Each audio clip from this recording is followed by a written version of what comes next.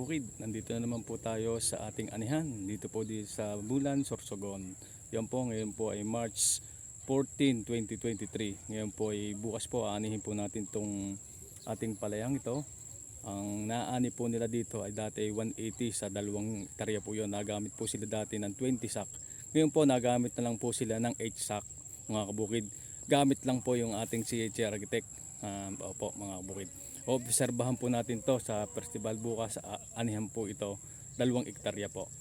Gamit po yung ating CH Architect, Activator, Farmers Friend at Maxigrow. Yan po mga kabukid, makikita po natin yung 2 hektarya na yan po yung aanihin po bukas. Yan po mga kabukid. Yan po natin. Obserbahan po natin yan mga kabukid.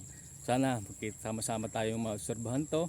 Shout out sa mga tiga Isabela, yan, Nuevesia, kay Sir Larry, kay Sir Repair, yan, mga yan. Abangan nyo po natin ito mga kabukid.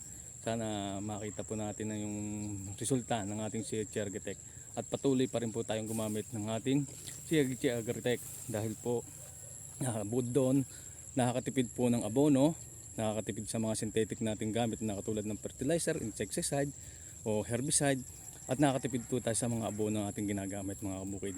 Kaya tuloy-tuloy tayo mga kabukid. Sana natin ang ating CH Architect Japanese Technology. Maraming salamat mga kabukid.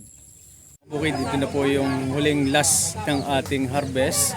Then nandito pa rin tayo mga kabukid yung CH Architect. Naani natin na 2 hectares na gamit po nila ang dati ay 20 sack, ngayon ay 8 sack na lang yung 2 hectares. Ngayon, ito na yung pinaka-final na ani natin. Ang ani natin ngayon ay 278, 2 hektarya. Tama po na si Sir Tony. Sir, ilan po yung naani po natin ngayon? 280. 278. 278. Yo po, po yung ating may-ari, si Tatay Tony. Grabe po, ang laki po ng Po, bangas. Ang dami po. Increase. Halos po, dati po nung una, ilang po yan tayo? 180. Ngayon, 278. Grabe. Yan po mga kabukid. Ang ginamitan po natin ng CH Architect, Japanese Technology. Yan po mga kabukid. Salamat po tayo.